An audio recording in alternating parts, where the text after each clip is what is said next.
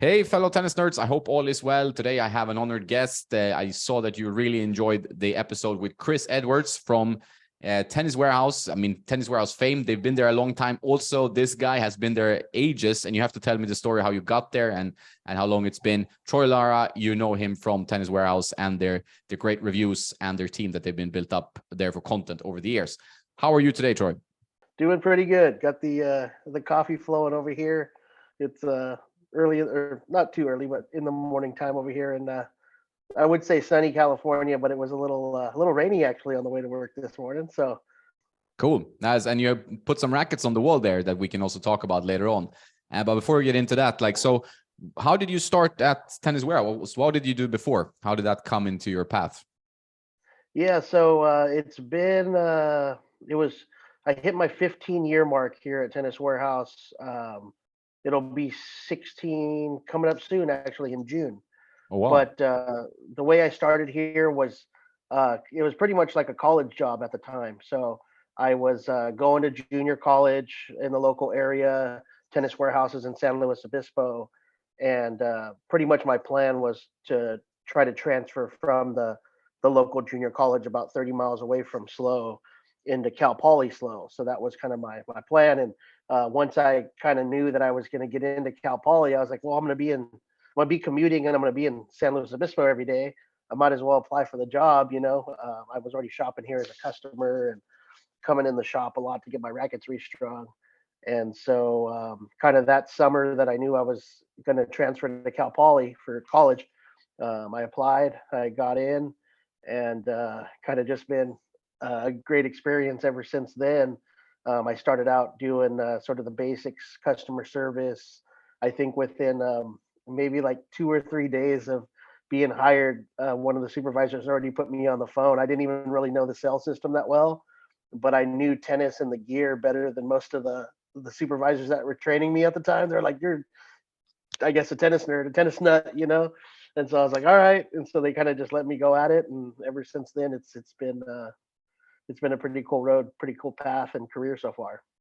Yeah, if you've stayed that long, I mean, it's a sign also for when talking to Chris that you have a great vibe. And I know it personally that you have a great team there, and that I think it seems like a nice atmosphere to come into every day. Everybody seems to love tennis and racket sports. So it's hard to ask for more if that's your passion in life.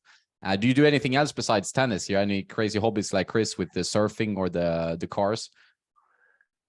Um, I do enjoy cars. I'm not really a car collector or maybe enthusiast as much as Chris, but I do like that aspect. Not much into the surfing and getting out in the water too often. Every now and then it's fun to get out, but I'd say probably my biggest stuff is like I'm just a big sports fan in general. So I watch a lot of sports. I kind of tennis is my main love, and I can sit there and watch Tennis Channel all the time. But I'm big into football. That's what I grew up playing: football, baseball, basketball, the typical three big American sports. That's kind of what I grew up with. And my dad was a coach. He coached me in all sports growing up. Primarily football is his thing, but he coached me in baseball and basketball, so we can just hang out and watch sports. We talk about football, and he's got that coach's mentality. So my family in general is just a really athletic family, but no one in my family has ever done tennis until I started jumping into it. So yeah, we kind of bond over sports and stuff like that. I even like some motocross, like dirt bikes. I'm big into that because my brother-in-law got me into that. But yeah, that's kind of the main thing, and just very competitive family, kind of sports wise. That's cool, right? It's nice to have something you can share and talk about. And also, sports is something that kind of unites everyone, right? Whether you play it or just watch it, it's such a positive thing for everyone, I think. So that's also why we love it and when we want to share it and spread it. So yeah, you were always kind of a racket nerd, a string nerd. I know you're a very good stringer. You still string quite a lot, right? That's what I heard. Yeah, so I don't string as much as I once did when I was like actually stringing customer rackets all the time and stuff, but pretty much all the rackets that we get for play testing, like our web editing team and all that, anytime there's a new frame that gets sent to us, it usually comes to my desk. I'm the one that usually puts the strings in it. Brittany or Chris or Michelle will chime in and say, "Hey, what do you think about this tension?" So I'll try to pick a tension or whatever that kind of suits the team best for that play test. and then we'll restring throughout. But yeah, I string the rackets, stencil them, get them ready for the tabletop and the video and all that stuff, make it look pretty for YouTube and all that. But yeah, I'm the one that strings for pretty much our team. Yeah, no, that's great. But you never had any interest in like stringing tournament stuff and things like that. Like, it's definitely been a thought in my mind or an interest, and I actually do one of the like probably the biggest like open level USTA tournament in our area. oh yeah, That's cool. close to actually where I live at. So I do that once a year. It's always at the end of summer, and I do that for like 3 days, and I string for players. It's a decent tournament. Like over the years, like Marco Skiron has won it. Carew from my tennis HQ's played it. I think he made the finals one year. So there's been some really good players to come through there. Awesome. So I string a lot for like the college players that are kind of like coming out of college to go on that like next level of the circuit. Yeah. Have you seen a big shift in the strings and the tensions overall? I mean, something I think about sometimes is like for a while people talked about like, you know, everybody's dropping down below 45 pounds or whatever. And that seems to have kind of gone back a bit, or I don't see it as much anymore. Maybe I'm not on the radar as much, but what are you noticing? Have you noticed any huge trend shifts over the years of stringing for these tournaments and also for T-Dub? I wouldn't say huge trend shifts, but I do think some of these players are getting a little bit more experienced with their taste for the string, and also a little more educated. So I do see now that some of these college players, these high level players going into the pros, are dropping tension a little bit on their poly if they're going full bed, to get that, a little bit more forgiveness from it. But also a lot of them also are kind of shifting to, I've seen more and more shifting to hybrids, and the ones that, can't afford it or are willing to sacrifice a little bit are even doing the gut, even, Wow. at the lower level, not necessarily your top 50 or your top 25, type of thing. So there was actually quite a few in the last year's Santa Maria Open that I was actually doing some gut hybrids. Wow. Okay. Yeah, that's cool. I mean, it's a great feeling. You know, when you play a gut hybrid, it's a lot of people try it and they don't want to go back. Obviously, it's kind of cost prohibitive for some people because it is a pretty expensive string setup, especially if you break strings quickly. You hit with a low spin, then that gut goes. Yeah. Oh yeah. Yeah. Do you have like a favorite setup yourself, like a favorite string or racket you tend to go back to, or like me, like it's tough to with all the choice you go a bit nuts? Yeah, I'd say like you, it's tough to to find a home base or something that I truly love. I would say that if it was more readily available, or if I was maybe playing tournaments more frequently, I might actually be one of those guys that like would invest in the gut, because I think it like we did the play test a while back, but me and Chris did like the Rafa versus the Roger string setup comparison, and I actually really enjoyed. I got used to that champion's choice and the gut and the mains, and it's pretty amazing the feel and that extra like zip and power you get on your flat shots and the touch shots and all that type of thing. But I would say probably my one racket string setup that I kind of can go back to all the time and it still feels really good to me is the E-Zone 98 Extended, just because I got used to that now for going on probably like 4 or 5 years. And as long as I got something similar, I prefer Hyper G, but something like Hyper G, probably like a 1.25 at about 45 to 50 pounds, I'm probably pretty happy. How was that transition? Because I mean, I never tried the E-Zone 98 XL, I think, or Plus, they call it, Yonex. How did that because you used to always play with pretty heavy frames. Like I think a lot of people know that about you if they're watching the Tennis Warehouse videos. And I think we have similar tastes. Always like 6'1" I like that. I like a little bit of weight up the hoop to increase the twist weight and stuff like that. Also a big fan of the E-Zone, especially with some slight customization. But then obviously one-handed backhand feels a little bit tougher with the extended frame. But did you feel like it was a big transition to go from standard to extended? Yeah, it was something that I kind of wanted to do at the time. I felt like I needed a little boost, that help on my serve, and just maybe, even though it's a half an inch, just a little more court coverage and a little more, I'm about 5'8", my build, I don't have the the long lankiness like a Medvedev or a Zverev or something. So anything that can kind of help me with that, kind of like a Schwartzman, a shorter build. I really wanted to try it, so I kind of like pushed myself into it, and it took me, I'd say, probably like a good 6 months to really like get to the point where like I was like hitting on the court with the extended racket, and I was like, oh, I don't think about it anymore. It feels natural, and that's when it kind of just it grew on me. But yeah, that racket, it's only 305 in stock form. I was coming from the Stand the Man racket, the older version, the first edition. I think it was the navy with the orange text, the first VCORE Pro 330. That was like my favorite for a while. So big jump in static weight, but the swing weight was there, so that kind of helped. And then once I got used to the racket, I kind of gradually weighted it up. So my E zones are kind of like I would probably say close to like 325, 330 unstrung, because I tail weighted a lot and a little bit of weight, addition throughout it. So I did beef it up to get that heavier spec, but at first I just kind of was getting used to that longer length. Yeah, I think you have to take a while with it. I think that's generally a good recommendation for anyone like changing or testing a racket, especially if you're a player who likes to compete and you're used to your setup. Then it will take even longer to get used to a new setup. So you see when the pros test, often they go like 1-2 weeks, they play with one model, and then they're like, oh no, I can't play with this anymore, and then they go back or they go to something else. So it's a difficult thing because you have to give it time, and the pros, they rarely have time. Us rec players, we have some time for sure, but so you get pretty heavy with it, but a lot of weight in the handle. Do you add like silicone in the handle, or you use lead tape, or just like heavy thick leather grip? So I've done a few things. I know with the first couple EZO 98s I had, they were a couple of our test hitters, and they gave us a quarter grip size, and I wanted to build up the grip size anyway. So part of the weight was the shrink sleeve, kind of that plastic mold that you heat up, and that Yeah, it's actually good. adds quite a bit of weight. I think it's like maybe close to 3/4 of an ounce. I forget what that comes out to in grams, I but think I it's did like if I did it's a one of those.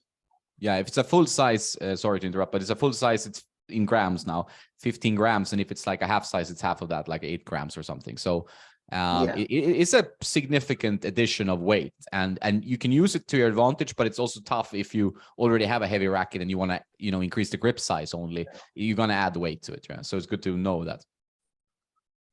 Yeah, so in this case, it was advantageous. I already wanted to add weight, and I wanted to build the grip. So I actually, one of them, I put the shrink sleeve and I put a leather on top. So there was a bunch of weight throughout the whole base of the handle. It wasn't necessarily concentrated at the bottom. Like a lot of times, if I don't want to build up the grip or I don't want to put a leather grip on, I'll just use tungsten putty, which we sell here. We have our own T-Dub little jar of putty, and it kind of, you roll it up into a ball, and you can kind of put it inside the two little tubes inside the handle, and then just kind of secure it with a little bit of cotton, and then put the trap door back on.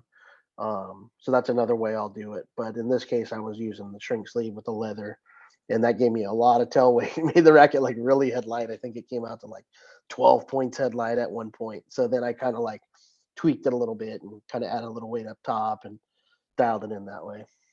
Yeah, some people like that. I mean, I'm a fan of pretty headlight rackets, or at least that's what I grew up playing with, like 6195, such as you was one of my favorite rackets of all time, and still is going relatively strong. Although a 95 square inch racket these days, I find is a bit tough. I mean, I wouldn't ask Aslan Karatsev about that, but for us mere mortals, it's quite difficult. Do you ever go back to the 6195 or like Yeah. hit a bit? Every now and then, yeah. We actually just got in some of those Wilson Pro Lab, the V13, the all black 6 ones. So I've hit that a couple times since we brought it in stock. Me and a couple of the racket experts here on the phone lines, we kind of share one that we pass around, and that feels really good, really really firm, really solid. But we were clearing out some old boxes of storage, and we came across some of the old 6-1 demos that we had from like 2012 and 2014. So I grabbed a few of those, 16, 18, and 1820. I prefer the 1820, but yeah, every now and then I'll take it for a little classic test drive. Like former playtester Granville would say, it's kind of like kissing an ex-girlfriend or an old girlfriend. It kind of brings back those old memories. But yeah, it's a sweet racket. I still love the 6-1. But after going so many years without playing with it consistently, and then kind of my palate gradually kind of changing a little bit, going to something like an EZO 98 Plus, which is a little more modern, easier power. You go back to it and you hit it, and you're like, damn, man, how did I play with this for so long and play tournaments with this? It's pretty demanding, but it's a very beautiful, sweet feeling experience, though. So. Yeah, I agree. I mean, the same. I played with it for like a year ago. I played with it kind of consistently, the old Encode version, which is my favorite. And then I kind of started testing, and then you slowly float away from the racket because you're testing so many new frames. And then you're trying to go back, and exactly like you said, you're like, what am I doing with this 95 screen racket? Like it's so difficult to generate any power.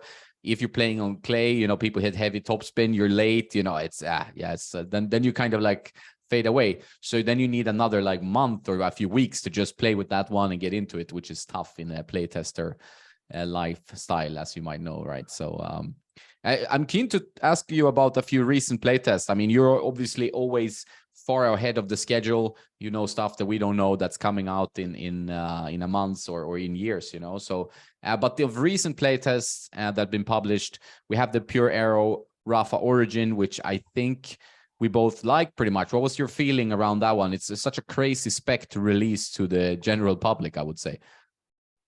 Yeah, I was.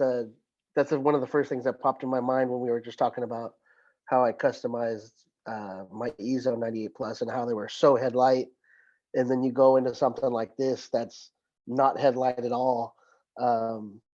Pretty much even balance for almost a 12-ounce racket, which is pretty crazy.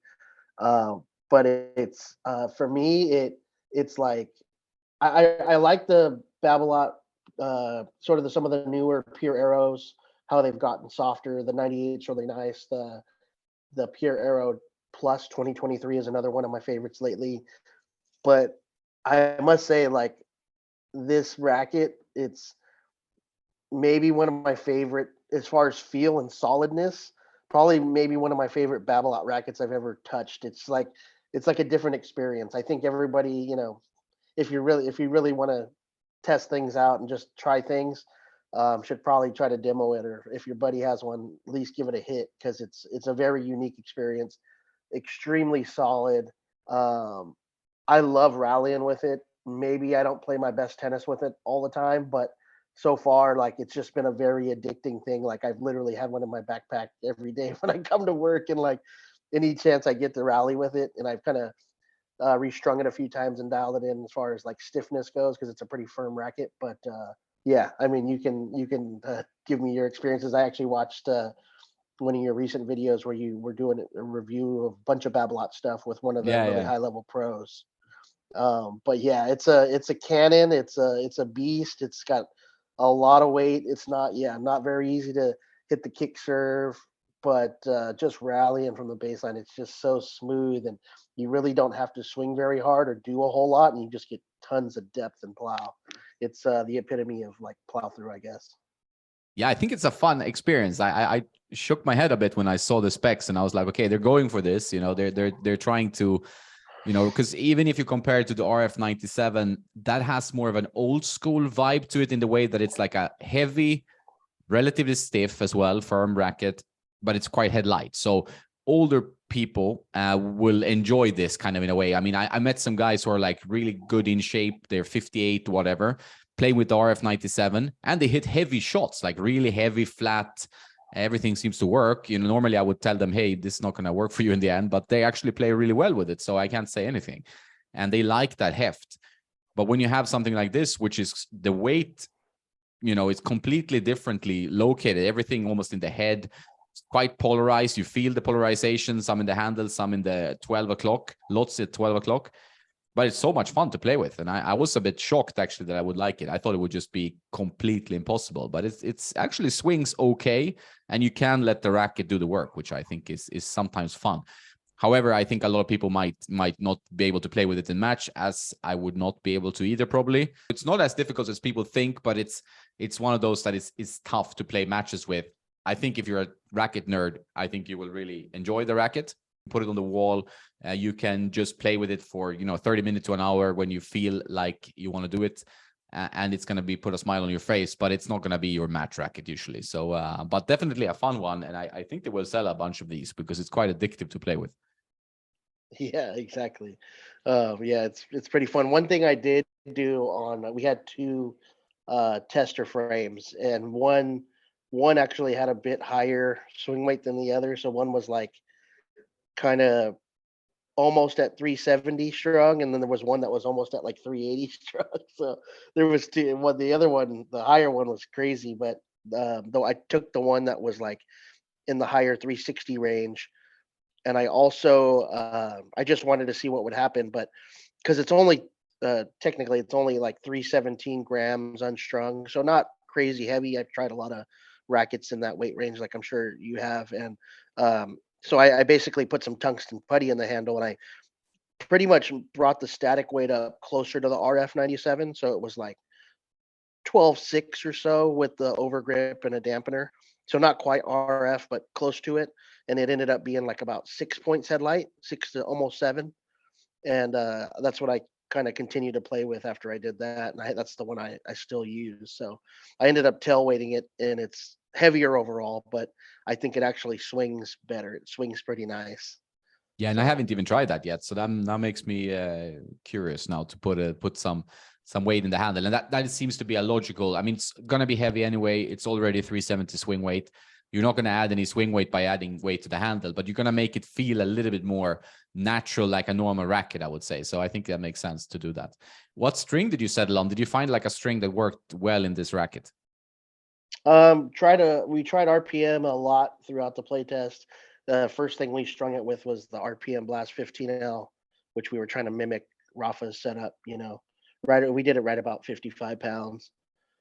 But tried a few different other polys. We tried it with RPM Rough. We tried it with RPM Hurricane. So we did a bunch of Babolat stuff first, and then I ended up putting Alu Power in there for a bit. Right now, Cyclone, and then right now I've settled on Hyper G just because that's kind of my base. Did it at 48 pounds, so I Yeah. dropped down a little bit from what the rest of the crew was testing it at. Yeah, so 48 pounds, Hyper G. Okay, that's it's an interesting setup actually. The Rough Origin, a lot of fun, and definitely a racket people should check out if they're curious about the weight. I would say. Are there any other recent playtests like on the wall there? If you look at it, you had the VCORE, and you had the Solinco, and the new Radical, and the Tecnifibre, which is the TF40. It looks like, which is a frame I also enjoyed. Any like outtakes around the VCOREs? What like they're always so I would say ambitious, which I like, obviously, that I would say head goes more the conservative, like we added a little bit of this, and hopefully the mold is great, so we're not going to change that. That's a little bit the head's approach in recent years. While Yonex, they always want to do something, whether you like it or not, it's going to be something relatively drastic for racket nerds. What did you feel about the new VCOREs? Yeah, I was pretty impressed overall. The one I got up here is the 95, a la Marcos Giron or Shapovalov. But yeah, I think biggest difference here, it definitely felt softer from the first time I hit it. Softer, more plush, which is kind of unique. But they also kind of did it with the E-Zone as well. With both these newest versions, the beam got a little bit thicker, but it also got a little more flexible. So, and I know the stiffness is really relative, at least the way we measure it on a RDC machine. The stiffness is really relative to the throat region, kind of the middle halfway bending point, and not so much the layup in the hoop or other sections. But yeah, thought it was unique. They made the beam a little thicker, but also softened it up. It felt very plush, very comfortable from the beginning, which is something that I think was nice. I think a lot of people appreciate it, but very different from maybe some of the older V cores, like the SV and some of those models that were kind of firmer, crisper, kind of that more modern feel. And that's kind of what they were going for, as the V core is. They're kind of like spin racket, kind of synonymous with the pure Aero. But yeah, really like the 95. That's my favorite of the bunch. And the one thing also was really different was the string spacing compared to pretty much they've tweaked it a little bit in the 95 from the couple generations past, but this one is really open for a 16 by 20. The string spacing, if you hold it up with like the newest Pure Aero 2023 for a 95, the string spacing actually is more spaced, it looks like, than the current Pure Aero. So you're getting like that really modern, easy lift and launch angle, but in a 95 package. But with that 95, we call it a 95, but it actually, the sort of wide hoop, it plays more forgiving to me. So it's a very user-friendly 95 in that sense.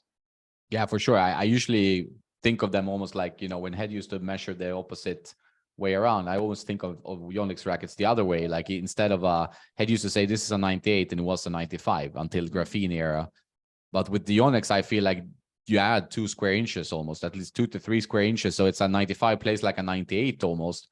The 100 plays almost like an oversized frames in many ways, because it feels so like the isometric head shape. I mean, it doesn't all come with, it's not all benefits, but because it can also lead to a bit of lack of control, obviously. And a sweet spot that's small, you feel it better in a way, but it's obviously harder to hit, while a large sweet spot, easier to hit, but then you have a little bit less precision, less sweetness in the sweet spot. That's how I see it anyway. But it was an interesting try. I really liked the 95 as well. I think it was my favorite. I feel like the softest one was maybe the 98. That felt incredibly soft, like it's like a pillow, maybe a bit too soft almost. It's like very, very gentle to play with. When it comes to the Solinco racket, like how are they doing? I mean, I think the new 98 1820 really impressed me. I think it was a good stick. I did struggle a bit with the previous one, with the launch of that one. Felt a bit open, or this was some extra movement or trampolining in the string bed. What do you feel about the new Solinco frames? Yeah, I definitely would agree with you on that. When the blackout and the whiteout first came out, good rackets, solid frames. I liked the whiteout 305, 1619, and the extended, but I didn't quite love them. Like they were really nice, really solid, pretty stable. I'll compare more of the extended versions because that's kind of my base nowadays with my E zone. But I thought the 1619 version of the extended was just a little bit firm filling, and also with that really open 1619 pattern, it's pretty spaced. I was getting a little bit of kind of erratic spraying every now and then on flatter shots, and I just didn't feel quite as connected like on the slice and the touch and stuff. So when this 1820 version of the extended came out, I was super excited. Got it in the office. I strung it up with Hyper G17. I'm like, okay, we're gonna hit it tomorrow, and got on the court. And at first, I was a little hesitant with the 1820 because I haven't played with an 1820 as my own racket in a while. I thought maybe launch angle issues or whatever, but I just felt dialed in. My forehand was just like, it was like an extension of my arm almost. And for some reason, I was thinking the 1820 string bed compared to the whiteout 1619 extended, that it would feel maybe even a little firmer, but it actually felt relatively plush, and I felt even more connected. So I really think they hit the mark with that one, at least for my preferences and feel. Yeah, I didn't try the extended one yet, but I felt like the string, I mean, sometimes with an 1820, you feel like the ball wants to kind of just dip, like you're not going to be able to generate enough movement on the ball. But with this one, it felt like the spin came quite easy. You can't always only look at the string pattern. You have to look at the string spacing, how it actually performs in the racket and so on, right? Actually been hitting a couple Solinco samples, I don't know, they sent us a couple just to kind of give us an update. Like, I think they're the similar frames to what they have right now, but maybe just a tweak in the layup right now, and really impressed with that going forward. So I think they'll keep some good stuff going around. Hopefully they stay around in the racket side of things for a little bit. No, so Solinco, they make good product, good strings always, and then obviously it's the toughest part is going into rackets. I think we've seen that if you follow the industry for a long time, it's like you can make a string and you can make it play pretty okay. I mean, to make a really good string, you need to put in a lot of research and development to make something unique, unless you just go and buy something in the same factory as everyone else and put a color on it. But with rackets, it's such a difficult engineering feat if you want to go your own way, right? I mean, you can buy a mold from Alibaba, but it's also tough if you want to go really your own way, So I think that's a tough one to go in and take market share. But if you make good products, there's always possibility. Yeah, you ever thought of making a Tennisnerd racket, man? Or Yeah, I should. No, I don't like. I would be fun to look into it at some point, just to learn the whole process. Like, if you know, it's not so easy, so you have to kind of get into, and you have to probably have a lot of money to back up to actually make something. Because I would obviously want to make something that I feel is the best racket I've ever played, or that I want to play with it. So it would take a while. It would be like, can you take some of the H22 and make a PT57A yeah, feel here, and then more power and more spin, and yeah, it's gonna be a tough one. right. I remember we were talking about the podcast we did a while back with Michelle, Yeah, and you were saying we were talking about like concept rackets, like what would be the ideal, and I think you mentioned like something like a Gravity 98 with maybe slightly more open pattern or something would be yeah, that would be pretty one of cool. Yeah, yours. Yeah. Don't you have a racket that was like custom painted for you by like Unstrung Customs or something, like a Tennis Nerd cosmetic, or no? yeah, that was one of the. It was a head radical tour, and I also had old liquid metal radical tour, which was one of my favorite rackets. Still a bit tough to use, to be honest, these days. And then I had one from a Portuguese company called D'accord. They're not really making rackets anymore. That was very good, actually. That was like really nice graphite, and played really beautifully. So that was a shame that they're not around. I think that shows that it's quite tough to make rackets Yeah. work. But there's so many good rackets, but there's always something. So in every racket you play, you know how it is when you try everything. You're like, okay, this is great from 1, 2, 3, and then 4, it doesn't quite work. And when I talk to my friend Henrik, for example, who also tests everything, he is like, "Oh, I love this racket," and then 2 months pass. He's like, "Oh, I'm switching. I'm going somewhere else." Yeah. Yeah. It didn't work on clay, for example, or it didn't work like when I was stretched out in the corners. I'm like, yeah, this is the craziness we live in, right? You have to embrace it. Yeah. Uh-huh. Tecnifibre, those I actually think they have made like a huge stride in going from being good rackets, not the prettiest rackets always back in the day, but now they actually look really good and they play really well as well. I think they taken like a pretty big steps towards a good direction. What do you think about recent Tecnifibres? Yeah, I really there was a good probably solid 6 months where like I was just playing with between the TF40 305, which I have here, 1619 customized, added weight to it. And then when I did the play test for the new or newish 315 ISO Tfight, I really got hooked on that one. I was playing with that for a while, and then just because in my mind it's got a stiffer layup, kind of like the pure Aero Origin. Um, it plays pretty good for being like a 69 RA, which we tested. It actually plays fairly comfortable. I would think it was more like a 66 or 65, but just because that number was in my mind, I tried the 300 version of the Tfight, the ISO, and I weighted that up a little bit and kind of tweaked with that. So tried a lot of the Tfight stuff lately. Really like TF40 is typically more of my like cup of tea, coming like back in the day from like a blade, kind of that softer feel, but it still has nice pop to it. I like the 1820 a lot of the Tfight, the newest one, but there's times where like it does 1, 2, 3 great, but number 4, there was times where like on those short angles or on like a faster surface, I was really having a hard time just creating shape on the ball with the 1820. So I do prefer the 1619 of the TF40 a little bit more, which I think was a great addition to their line. But the Tfights were surprisingly nice. They don't quite have the feel of that TF40, a little less feel, but you get really easy pop, and with the open string pattern on the 315 and the 300, really easy bite. So just a fun racket to play with. Yeah, I haven't tried the 315 actually, because I got like an ISO 305 and it was quite a bit over spec. So it was like 340 swing weight with a lot of weight in the hoop. So it was a bit tough to give it like a full balanced review. It's just tough when you get like something that's too much over spec or just way out of your reach. Like if I could give it to some pro, maybe they'd be like, yeah, I love this. But for me personally, it gets a bit high through the 340 swing weights, to play with regularly. But generally the TF40 I love. I think this is both the old one 1820 and the new one 1619, very good rackets. And also I like the IGA as well. Like I thought the IGA was quite impressive. It wasn't too stiff. some small customization. You can swing it really fast, you know, quite a fun racket to use, you know. So I think they've done some good stuff. I think the TFX one they need to do something better with, but that's maybe coming for the TFX 2 or whatever. I don't know, but Yeah.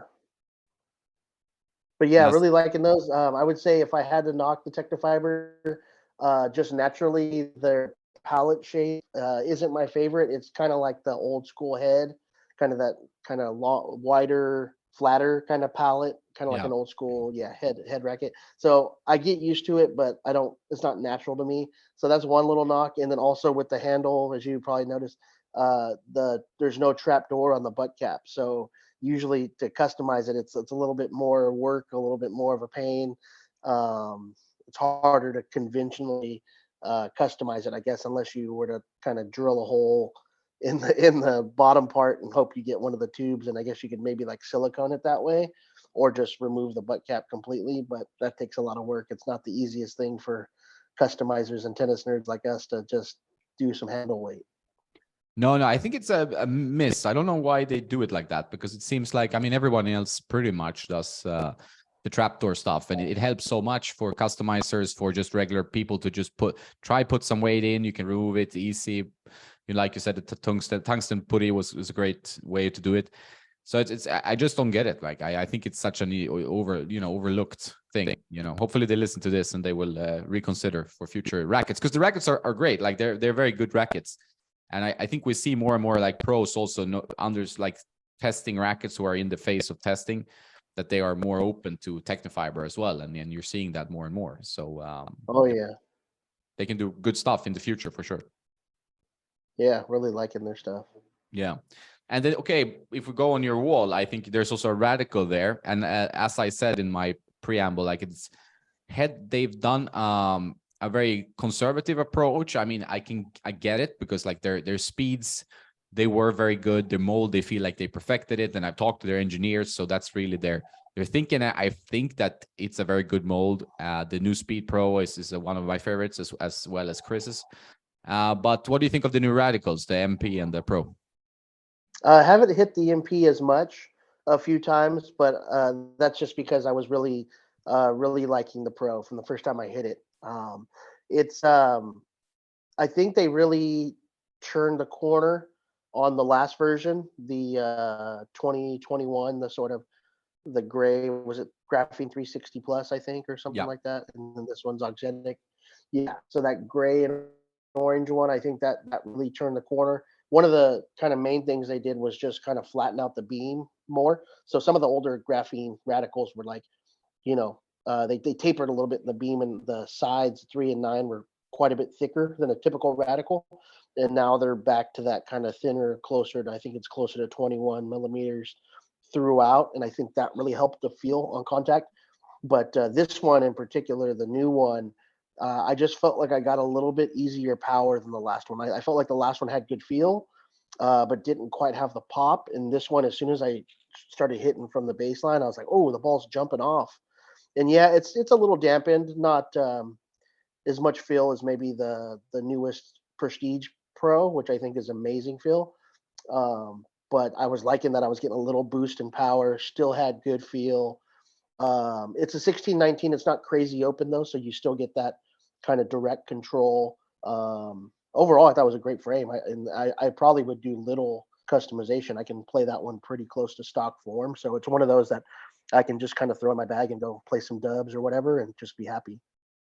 Yeah, I think I have the same feeling with the radicals. Like I can find rackets that are better in every category, but the overall package is so good and consistent that it's just pick up and play, right? I don't need to customize that much. I don't need to do anything.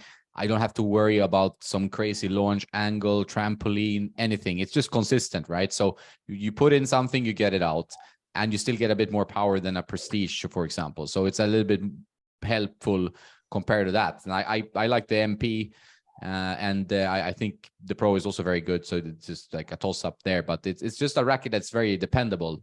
And it's not like a huge change from the previous edition, but like you said, I think once they went into the 360 plus, I think a lot of the rackets improved, compared to the Graphene Touch and the Graphene XT and those rackets. I wasn't as much of a fan of those lines. I think they they've been producing much better rackets the last 4 years, Yeah, most definitely.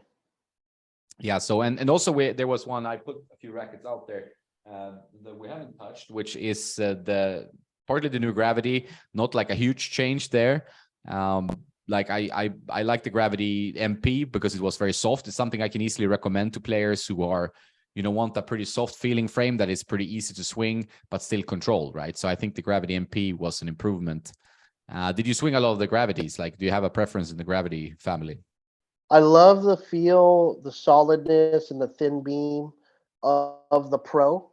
I guess, kind of like we are thinking conceptually, I would like to try that Pro frame with a slightly more open drill pattern. So I think if you put the 1620 of the MP in the Pro, I think that would be really, really something I would dig on. I like the MP as well, and I think if I added weight to it or customized it, it would play great. Ashley Barty was kind of using a similar type of frame to that setup. And I don't know the layup and stuff, but quite similar. So I think it's a good racket, but just the slight difference in the beam thickness, right? The MP is just a little bit thicker. So I think if I could have my preference, I really like how the Pro feels. I just want a little bit more grab, a little bit more openness from that string bed to liven things up on those kind of low balls or those cross angles and stuff like that. Yeah, I think it's also like that. The Gravity Pro, I like it a lot. I just find it a bit demanding somehow. Like I just a bit too tough to use. And I'm a fan of the Prestiges, as you know, but it's like the Gravity I find a bit tougher. I don't know why. I still like it a lot. Like and the Pro is great. The Tour I find to be very good, but obviously Tour is not available in all geographic areas, so that's an issue with that one. But it's obviously a good lineup, and the Oxetic probably makes it a little bit better in terms of feel. I feel like the feel and the stability is something that is improved a bit. Maybe it's the power, as you said, with the radicals. Maybe you get a bit more pop, because it's when I discussed about this Oxetic with head, it's like putting Oxetic in the throat will have a different impact depending on the structure of the racket, depending on the mold of the racket. So it can have a completely different reaction to one model and completely different to another model, which makes it a fascinating concept, fascinating material or technology, but it's also difficult to feel exactly the differences between 360 Plus and Oxetic. Have you noticed any differences in the different updates from head? Yeah, I think Oxetic has been pretty spot on, or at least the way they've implemented the technology. I feel like they've put it mostly in that throat area, not throughout the the way they've strategically used it. I think the only racket so far that I didn't really think it maybe was necessary for me was on the Gravity Pro, just because I thought the original Gravity Pro was so good by itself. It's just that almost like pro stock, classic graphite, solid feel, whereas like you almost don't need technology in a racket like that. But I still think the new Gravity Pro is a great frame. I just thought the original was hard to beat already. Other than the fact that I'd like a different drilling of the holes, but that's not necessarily a technology. That's just the way they design the frame. Yeah. So yeah, I think Oxetic's really good. Like I said, the Prestige Pro in the current lineup is probably one of my favorite feeling frames on the market. It's just classic, buttery, silky smooth. That one next to like maybe like the Phantom Mid, like the 1820 or the 1418, that thin beam, some of the Phantoms, and maybe like the Dunlop CX 200 Tour, which maybe doesn't get talked about a ton, but I think that's a great feeling frame as well. And I was actually thinking in my head, these rackets, one of them I forgot to bring out that really kind of gets overlooked, and probably just because it's a classic kind of remake racket, but the Vocal C10 Pro, I've been hitting with that a lot lately. And that's just a beautiful frame, and it's just so comfortable. It's another one of those addicting feelings because it's just so plush, but then it's got the weight built in, so it's got a really nice spec and stock form, and then the open pattern really gives you a pretty easy spin on most baseline shots. So that's another one too, the C10 Pro. I think people kind of overlook, and that's a great frame. Yeah, but focal frames are there's some excellent ones there, and the C10 Pro is the classic, I would say, the legend in the bunch. And there's usually a reason why frames are around for like 25 years or whatever, that's usually because people keep coming back. They keep using this racket. They found something pretty much straight off the bat. You have the 6195, you have the, head Pro Tour 630. This is now the PT57A. It's now on tour pop. I mean, you can buy the head PT 2.0, which is the same mold. So these kind of molds, they just found like a weight balance mold that works, So that C10 Pro definitely is one of those.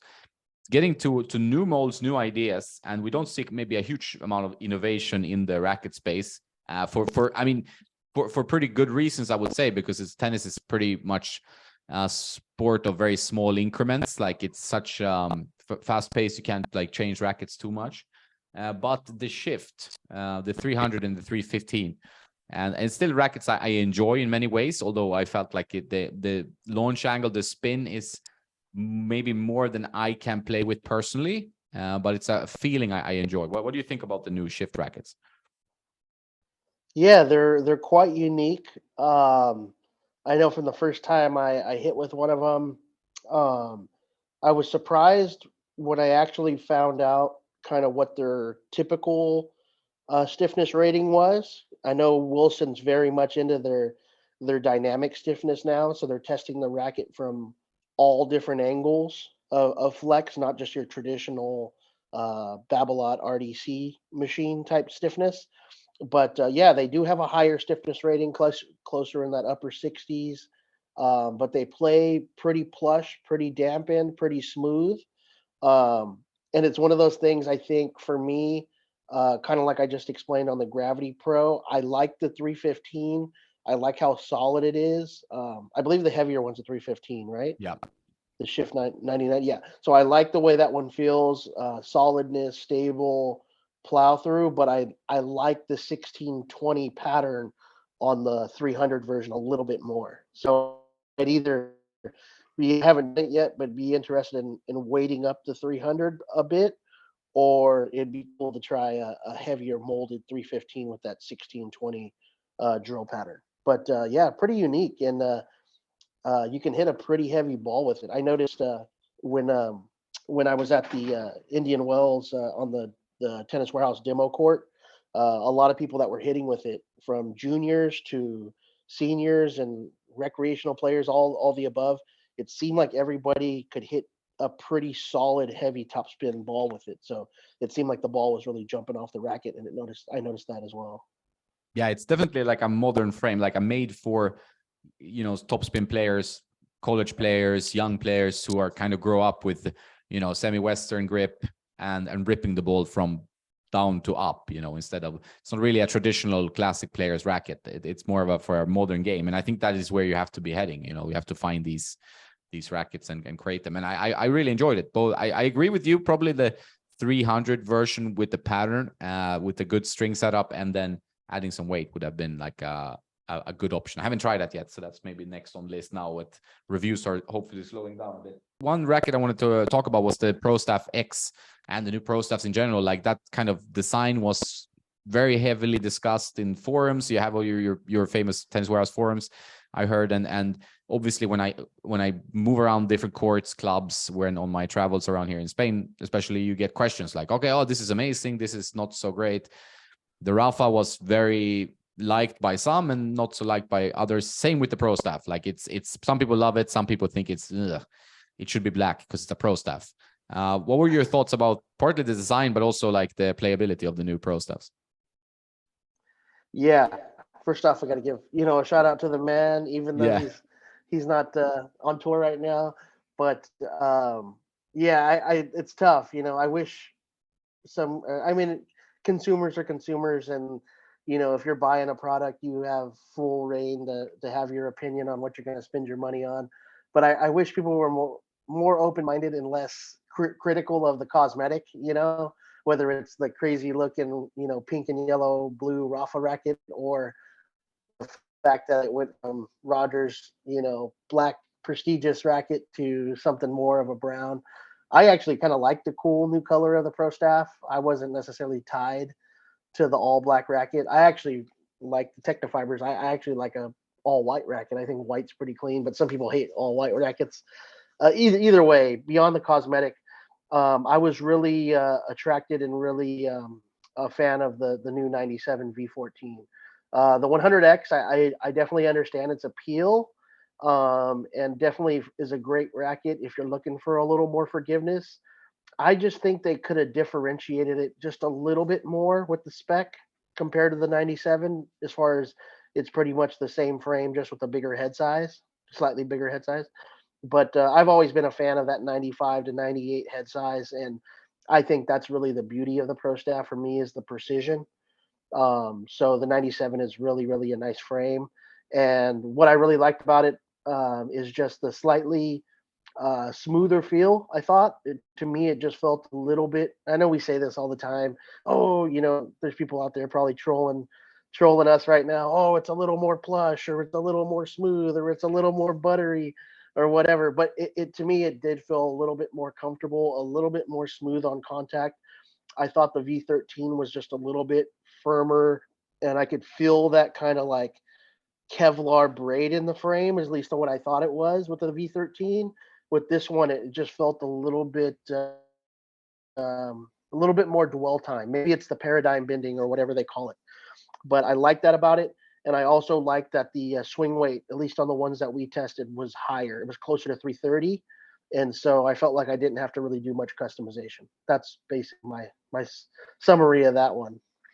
No, I agree. I think that's generally my feeling as well. Like it's a racket there that's you just pick up and play, kind of like the Radical Pro or MP, whatever your pick is, and it was very good in the version 13. I felt like I a little bit more connected maybe to the 13.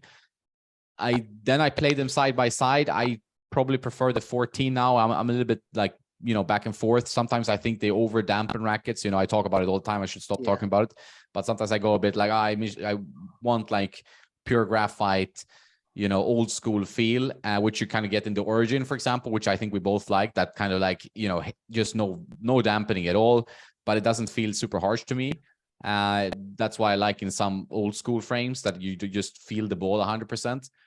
Has pros and cons, obviously. So, but the new Pro Staff is good. The 100, I agree 100% with what you're saying. I think that's a good point, that they could have made it a little different. They could have made it, maybe if they want to compete maybe with the Gravity Pro, they could have made an 18-20 string pattern, because this 16-19 in the 100, I feel like it wants to take the ball a bit too much on a ride sometimes. Like the ball wants to go places where it shouldn't go with the Pro Staff. Like the Pro Staff, you want to feel like Roger, to be like, I hit spot, the ball goes there and I win point. This is where it should be. Oh yeah. You felt that one had like not really a Pro Staff identity maybe. And like you said, it's still 315 grams. It's still the same beam width, and it's just like 100 square inches. So makes it not, unique enough. I would have liked it maybe if they go 100, fine, but then maybe make an 18-20, so you still get that control, but a little bit more forgiving head, and you can play around a little bit with the specs. So maybe we see that in the future. I don't know, but yeah.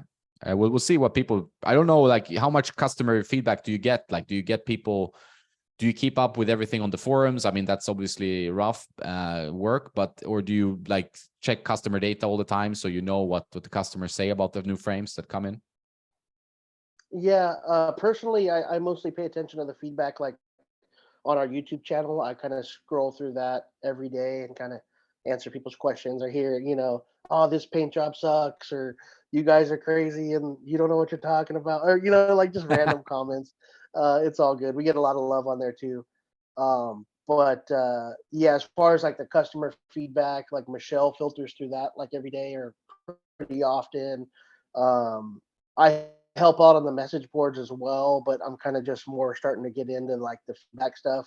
I started, doing a little moderation and stuff like that. So yeah, we try to do our best to listen to what the people are saying in those forums on YouTube and all that. We try to at least have somebody in the department that's kind of keeping an eye on it and sharing it with the team. Yeah, I think it's good to have an ear to the ground, but like, as you know, with YouTube comments, you can also go get a bit frustrated reading YouTube comments, like depending on if there's some keyboard warrior or troll behind them, and also sometimes people, you want to hear like a wide perspective from loads of different voices, but then like with some people who watch every racket video in all channels everywhere and just want to write something that they feel like want to get out their opinion, they get like too big of a voice, so then it's tough to always like get an understanding of what is the average consensus when some people are screaming so loud, whether it's the cosmetic or, and like you said, I think people in general should give things and people and things in life more of, maybe more of a chance, like not be so just like, this is shit, this is not the way it used to be. This is just generally my life philosophy, right? It's not about products, that you should not like try to judge straight away. Just keep an open mind, see it in person, hit a few balls with it if we're talking about rackets, and give it a chance. Like, and also understand from a company point of view, obviously they want to sell rackets, they want to create a racket for the biggest possible audience.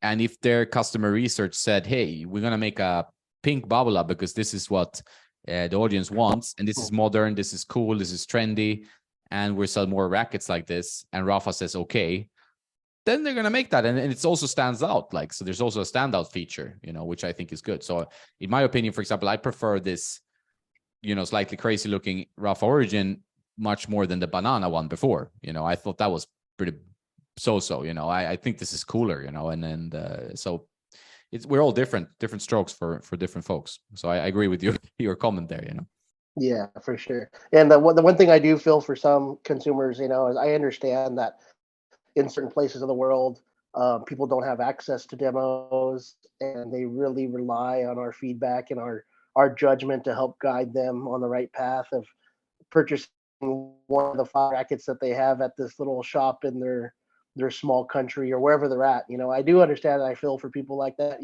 just because I'm lucky enough to come into Tennis Warehouse every day and pick between 500 rackets on the wall or whatever, crazy number.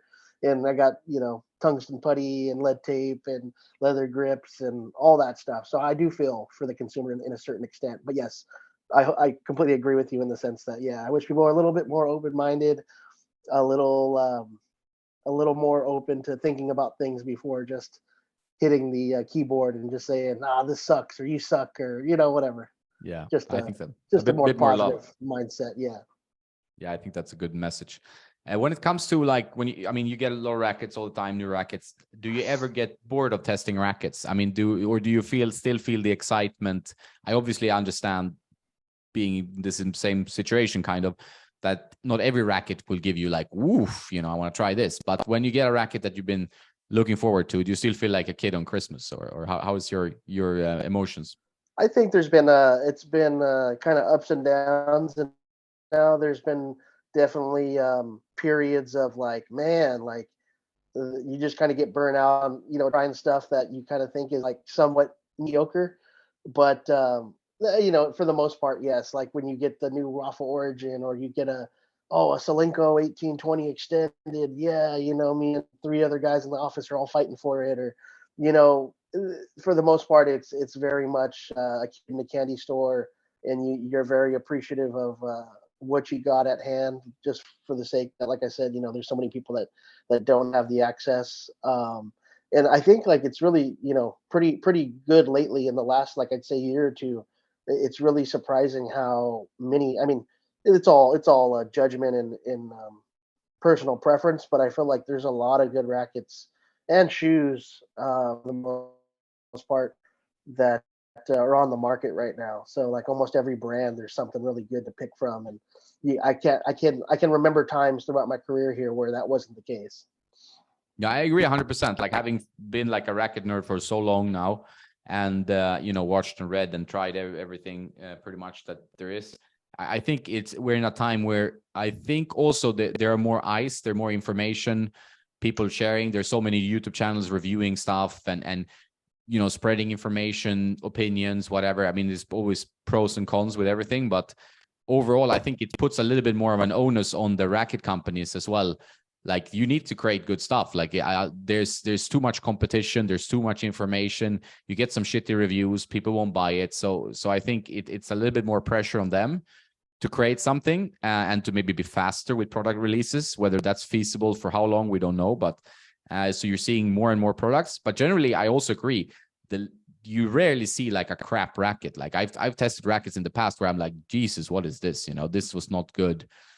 This was just like firm and no dampening, just harsh, bad vibrations, whatever frame, or no sweet spot whatsoever. And nowadays, like, most rackets seem to have pretty well thought through demographic for the racket. It might not be for me, you know, like the lighter Aero Rafa, you know, it's not a racket for me pretty much with the open string bed and the weight spec. Maybe I can spec it up a bit, but I prefer the Origin string pattern. That spacing is perfect for what I like.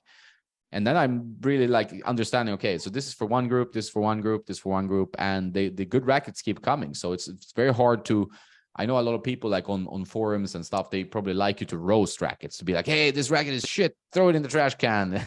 Obviously, you can't keep doing that, obviously, because you're selling rackets. But even me, I don't, there's always pros and cons. There's always some user that will like a racket that I don't play well with. A person that has a different level than me, whether higher or lower, you know, so it's we're just having to understand the product, who's it for, and what it does well and not so well. You know, I think this is the easiest way to see it in this day. Yeah, for sure.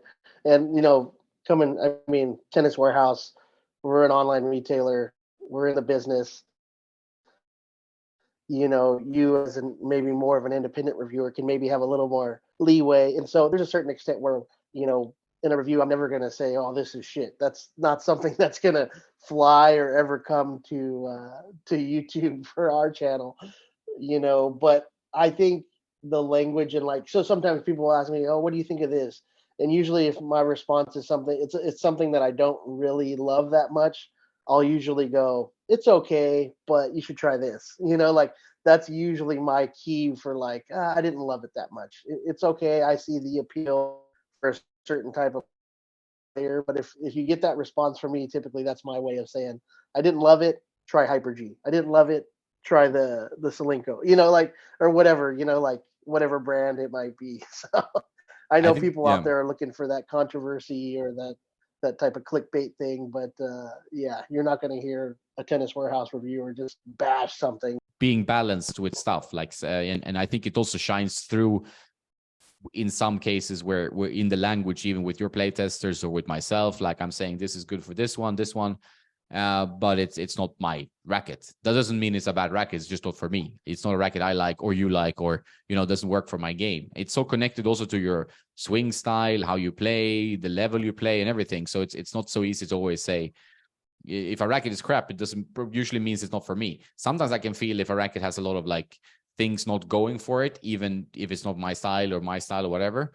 But rarely these days, like you said, I haven't seen a lot of rackets that are just completely miss the mark in every aspect. They just, focus on different aspects. I think we're in an era where you can't really get away with making a crap product. With the amount of rackets today, how do you, there's so many good rackets out there. We talked about that, but so many brands make a lot of rackets, have a lot of different silos. How do you think a customer should approach it, and how do you approach customers giving advice on rackets and so on with the amount of rackets you have?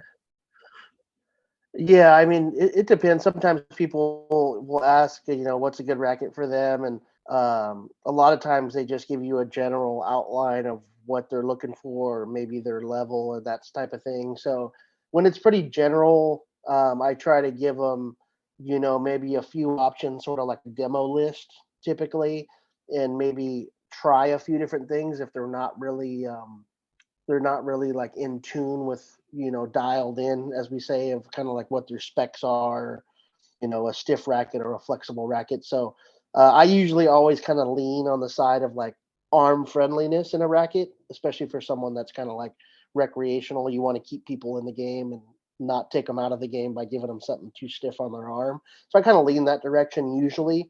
But the ones that are very dialed into their history of frames and stuff like that, it's a little easier to kind of dial them into the Blade 1820 to the TF40 to the Solinco 1820, and kind of get them, the Tfight, all those rackets that are kind of in that sort of same realm, kind of give them a grouping or something like that. But yeah, I think it really just depends on sort of the information provided. And if they don't give very much information, you kind of give them a good umbrella of playtester favorites. And then for me, like I said, I always kind of my recommendations always kind of lean on the arm friendly side, maybe the flexible, comfortable. And also I kind of push people into a racket that's maybe a little bit more weight than they would usually consider. I don't try to push a RF97 on a rec player, a 4.0 or whatever, but I try to, say if they're in between the pure drive team and the 300 gram version, I usually would tell them, like, if they're like a 3.5 4.0, hey, maybe you should try the 300 gram, because it'll give you a little bit more stability, a little more vibration dampening, and as you try to progress your game, if you are trying to get a little bit better, you'll probably end up liking that slightly heavier spec. So I kind of go in that route of a little bit, maybe push yourself to try a little bit more weight or customize, and also go with, when in doubt, if you're between two frames, probably should go with the more arm friendly of the two, because in the end, you want to play, you don't want to take yourself out of the game with an injury. So I think that's a good idea. And I think a lot of the consultations I do, I get a lot of requests for and questions every day, and a lot of them relate or talk about tennis elbow, like being a problem that took them out of the game for sometimes months, quite serious stuff. And some of it's obviously related to technique, overuse, other types of injuries, but it can also be gear. Like I've seen a lot of people using very stiff strings, especially with high tensions, and I can then relate, okay, so you're playing, Rafa style setup back in the day when he didn't have the origin racket, for example. Like people wanted to use RPM blast at 28 kilos or 60 pounds, which is too much, for many people. So I think that's generally a good idea. Have you ever suffered from tennis elbow yourself? Like, do you have any injuries in terms of that? not what the typical tennis elbow would be, like the lateral epicondylitis. I've never really had that injury there. Probably the worst one I've had on my arm, it was actually kind of random, but it was actually on my non-dominant, on my right arm. I had some real bad pain running through like one of my tendons in there. So it was a long time ago, probably like 8-10 years ago, and I basically had to stop hitting a two-handed backhand for a while, and I just kind of was like slicing or hitting one-handers. And then when I did go back to hitting two hands at the time, I had to go very select with the racket, and I also was playing with multi-filaments for a while. But in the end, it was almost kind of like a blessing in disguise, because it really made me kind of hone in and kind of refine my technique, clean contact off the front hip or hitting out in front, that type of thing. Yeah. Obviously, I think it's if you have good technique, you will be less prone. You can still get injured because of overuse and stuff. You see the pros, like they obviously break down. They hit like at this massive speeds with high tensions, and it's a different sport than what we're playing. But always refining your technique is a good idea. Also refining physique, like for example, going to the gym or doing the flex bar, which is something I recommend people to do, because it's a lot of the issues is like so much stiffness in the forearm, and it's like the forearm is stiff as a brick and or a piano string, and then you need to kind of loosen that up, and then usually things or go to a physiotherapist. That's generally what I do if I have any problems, like knee problems or anything. Go to a physio quickly. Straight away, just check it out. Is there anything I need to do? Then I try to start doing it. I think it's a good way to avoid it. But overall, I think we're seeing like a more dampening, and the popularity of the Wilson Clash, very arm friendly. Pro Kenix is not like a super well-known brand, but they have very good dampening technology with their, quad focus, like the kinetic moving around with the beads. So that's quite interesting. So there's most rackets today there seems to be a lot of choice anyway for people with, want a super comfortable setup. At least that's what I've seen. Yeah, definitely. Pro Kenix has some great frames. The Black A series for kind of the more advanced players, and they even have some really good tweener frames that are really well dampened. Yeah, they've kind of been a pioneer in the racket game of being arm friendly. Them, Vocal, Yonex has done a really good job over the years as well. But yeah, always something to keep in mind. When you're looking at that boost in power, but the racket might be a little bit on the stiff side. There are some good frames out there that can give you both that dampening, that comfort, and the power you need. Something like, off the top of my head, just like the E-Zone family, that seems to be a pretty good option for most people. So. Yeah, for sure. And relating to that, like to kind of round it off a bit, like your racket history is always interesting. So maybe you can take us through it a bit. Like I know the 6195 was one of your favorites. I know also you like the K-Blade, because I've been watching your videos since way back. But like, so how have you moved around? And you've stayed with rackets for quite a long time, I think, right? A bit maybe longer than Chris have been doing. Yeah, I say in general, I kind of like once I found something I liked, I kind of held on to it for a good few years or a few generations of that same frame. If Wilson never discontinued the 6195 back like around the 2014, 2015 version, I probably would have kept going with that for a while. But other than like my very first racket that I bought from like a big box store, which was like a really, tweener kind of game improvement racket. And even at that, after playing with it for a couple months and noticing how light it was and trying to play against better players, I think I put a whole pack of lead tape on it to try to to try to stabilize the frame. But my first real racket purchase before I worked at Tennis Warehouse was a Dunlop Mfill 200. So it was the racket that James Blake was endorsing back around was it 2005 when he played Agassi in the quarterfinals of the U.S. Open. I was a big James Blake fan, so that was like it was on sale. It was like a really good deal in the T-Dub retail store. And then I also kind of put two and two together that it was James Blake's endorsed racket. So that kind of triggered my purchase. And then from there, I kind of stuck with the higher swing weight, dense string patterns, kind of more control frame. So when I came to Tennis Warehouse, one of the first rackets I play tested was K-Blade 98, which was stiffer, gave me a little more power, a little more forgiveness. And then I just customized it up and it had like a 340 swing weight and about 12 ounces. So kind of close to my same spec, but just more power, more forgiveness compared to that Dunlop. And then from there, tried the Dunlop like 300 Mfill or one of those 300s to get a little bit more power spin. And then ended up just reverting back to the 6195 once I tested that. I knew that was like a good feeling frame and kind of the home for me for a while. And that's what I played with for a couple generations. And then when they discontinued that, I wish I was just looking for something as close as possible as far as the weight and the swing weight and the flex. The VCORE Pro 97 330 was almost identical. The only difference was a slightly bigger head and the more open string pattern. And it took me probably like a good few months to get used to that 1619 pattern. At first, I just thought it was just kind of hard to really dial in because I was so used to 1820. And then once I switched over to that, pretty much stuck with that for a couple generations, and then eventually into some of the rackets I've been playing now, like the E-Zone Extended.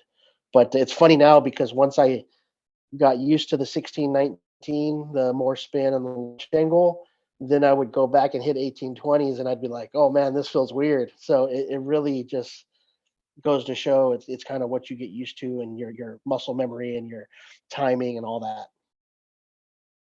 Yeah, I think that's very important. Like you people don't realize how much muscle memory, for example, a pro who has been using the same frame for ages. Such a big shift for them to take up another racket. And I do notice like when I hit with players who are maybe used to testing a little bit, no matter the level. Like for example, the guy in Andre in the Babolat video, he plays some futures. He's a good player. He's only 22, 23 years old.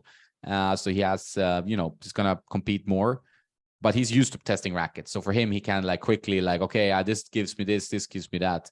Then I can play with someone else who's never tested rackets or used to play ATP or used to not play ATP, whatever. But then they feel like, wow, I can't. What is this? This is strange. They don't really enjoy it even, So it's completely different depending on how used you are to adjusting your setup, But generally, I think also for me, I notice that I tend to have this spec range, It's like I like this kind of 345 gram headlight, 5-6 points headlight, 330 swing weight. This is kind of where I always end up in some way or other, if I want to play my best tennis at least.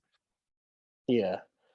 And that's another thing too. Well, like I've been hitting the Rafa Origin a lot lately, and the more I hit with it, the more I like it. But at the same time, I'm almost a little hesitant because I know when I go back and test all the other rackets, I already had a reputation of like telling everybody that I wanted to add weight to rackets or add a leather grip to rackets. But the more I hit with the Rafa, the more I'm going to be like, oh, the swing weight's way too low. I need to add 30 points to the swing weight Yeah. or whatever. It just makes you get more used to that heavy spec. So, yeah. Yeah, that's what I thought when you switch to the extended, because since you have to test so regularly, it must be tougher then, because the most rackets who are released are standard length. So now you have to adjust down in length a bit, right? Every time. Yeah. But once I got used to the 27 and a half, I haven't really played or committed to any racket like in a 28 inch, like there was that Prince long body, but 27 and a half, I seem to do okay, and I can go back and play standard length just fine. I've seemed to got pretty used to that half inch adaptation. All right, that's good. Yeah, it's not so crazy. I can do it as well. Like I have two Pure Drive 98. One is 27.5, one is 27, and I can just go in between them. Like, I mean, I do feel the difference because that's such a powerful racket, and the extra length makes it like a rocket launcher. But it's not that hard once you get used to just adjusting to that extra. And you can always like choke up a little bit more on your grip, so it makes it a little bit easier to swing. Yeah, but another example of that was like back when Wilson was doing the spin effect way back Yeah. with the steam and the burn, and a couple play testers like Jason was using the 99S, and I think Chris was using the 6 195S, and Mark Boone was using the Pro Staff. So they all were trying these patterns, but that was one thing that kind of got in their head after a while was getting used to that crazy launch angle and that really open pattern, and then going back to testing the traditional string patterns. It really kind of was throwing them off a little bit. So there is some thought to that, where you don't want to go too far away, because in the end we're racket testers and we got to do our job as best as we can. No, same for me. Like if I know it's like if I have a crazy spec and then I get like a batch of rackets to test, it's obviously going to be tougher for me. Like if I play with the Origin, for example, I won't do that, but I would feel like, oh no, this racket, they're all light. They're all very light, Yeah. So it's like in your head at least. So then it's like the adjustment becomes huge. But if I play with something very much in the middle, like a Radical MP, then it's like, okay, I can go to a Solinco, to a Pure Aero. It doesn't matter because I'm kind of in the middle of everything anyway. So it's an easier transition, and it seems to work pretty well for me. But yeah, it's a fair point, I think. Yeah. So you went like from K Factor, then you played with the VCORE. That was a heavy bat, like the 330 gram VCOREs. I remember. I did actually really like the new HD they had. No, not the HD, the heavy one, 97H, when they released that one, because that was like felt like a tank. It had like 347 swing weight when I strung it up with Polytour Pro. I just loved how heavy that ball was. It's just like brilliant racket, but tough in the long run when you play matches and stuff on clay. But overall, just beautiful when you hit the ball. Yeah. So after that, you went to so the Eson Extended you've been with for a few years at least then. Yeah, I switched over to it at the end of it's probably been like since about close to like 2020, because it was like at the end of the cycle of the 2018 version, and then used the 2020 version, and now I have the 2022 or whatever, the current E-Zone 98 plus, which is kind of like I said, my baseline racket. But lately I've been hitting a lot of other stuff. I really like that. I could probably easily switch to that new Solinco Extended 1820. That's a really easy racket for me to use. I really like the VCORE 95 with some customization. That's a great frame to play with, and even the TF40 is pretty natural for me to play with. The only thing I don't love about it is the slight different grip shape, but those are all three rackets that I could probably pick up and just be happy with. Even the Radical Pro with a little bit of tweaks. Yeah, exactly. Do you feel like it's tough to go back to your regular frame when you've been testing so much, like your heavy testing period, for example? There are times, yeah, there's definitely some times where like I go back to the E-Zone and I'm like, man, like, it just feels like the feel's a little bit off at first, but usually after like a warm up or like a set of doubles or something, then I start getting dialed in, and I'm like, okay, this is why this is a good home base for me, just because it's easy power. It has a good blend of touch and feel. It's not too low powered like some of the really thin beam, lower powered rackets, but for being a little thicker beamed, and the one thing I'd say I probably don't love about it is a little muted in the feel for me. Like I do like a little bit more of a traditional feel, but even though it's muted, I can like really just go big and just swing big, and the ball still stays in. So even though it is muted, I don't feel like it's unpredictable. So Yeah.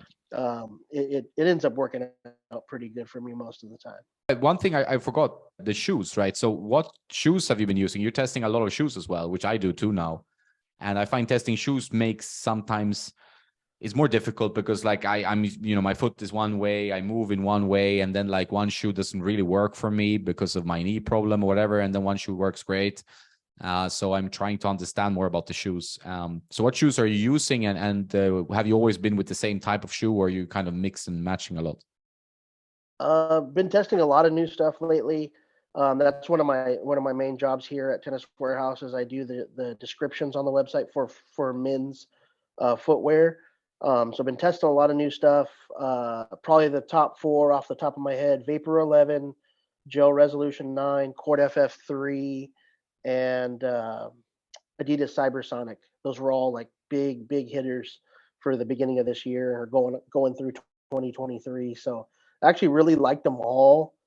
If I had to rate them in order, man, that's tough. Been playing the Novak shoe a lot lately because it's pretty comfortable, pretty breathable, good cushioning. The Gel Resolution 9's always trusty and stable, but not quite as comfortable as the Court FF3. Really surprised by the Vapor 11. That's kind of one shoe that I can just put on and not think about, and it's more stable than your typical Vapor. And then I really was surprised with the Cybersonic. I loved how that shoe really like hugged my foot or like stuck to my foot like a glove. I wish it had a little bit more cushioning under the bottom, like in the midsole, but it is more of a speedy, lightweight design, so I get it. But those are all great shoes. Lots of good shoes lately. Yeah. No, I know it's a area that it's also like the quality seems to have increased quite a bit. And I played today on clay, and I used the Vapor 11 now a lot, and I really like those. I feel like they're like more supportive than previous Vapors, so I think they're great. I would love to try the new Adidas shoes are also good. I would love to try the Asics, the new FF and the new Gel Rest. That would be on my list of shoes I would like to try, because now I've done the Yeah, Nike, so that's cool. But yeah, lots of good shoes, but it needs to fit, like, also to people who are listening, like it really needs to work with your foot. So I think your descriptions are very good. Like, is this fitting like a narrow fit, or a, you know, it gives a little bit of an idea, because you can't demo shoes unless you're in a actual store, you know, so you cannot take one out on the court, so that makes it a bit trickier so you have to kind of read through and watch the reviews to do that. yeah. I would say also to just in the last year to if you're looking for comfort, which is a big thing for me lately, K-Swiss. All right, Troy, I think this has been a great talk as always. We can do more of this in the future when you have time. I mean, from the office and so on. I would love to visit you guys one day. That would be really cool. Hopefully can make that happen and go out to San Luis Obispo and do like a cool video together. That would be awesome. But yeah, thanks for your time and for the chat. Always nice to hear your insights about rackets and strings and your time at TW. So what's your plan for the rest of the day? You're going to hit some tennis balls. Yeah, hopefully get on court for a little bit, maybe do a little cross court rallies and maybe a little dubs or something like that today. And then we've got some playtest videos coming up this week. We got to do some video review for some shoes and stuff. Can't tell you which one. So if you guys are listening out there, stay tuned. Come check us out, our Tennis Warehouse YouTube channel, as well as Tennisnerd's YouTube channel. But yeah, thanks for having me, Jonas. And anytime in the future you want to sit down and talk for a while, and it'd be great. And hopefully, yeah, one day you can come out here and we can hang out, hit some balls, maybe have a pint, have a coffee, you know, whatever, man. Yeah, a pint sounds good at this time. You have a nice day now, and we keep in touch. Talk soon, I guess. All right, Jonas. Good seeing you, man. Good hearing from you. Same, man. Take care. Say hi to everyone I know. Take care. All right. I will. See ya. See you, man. Ciao, ciao.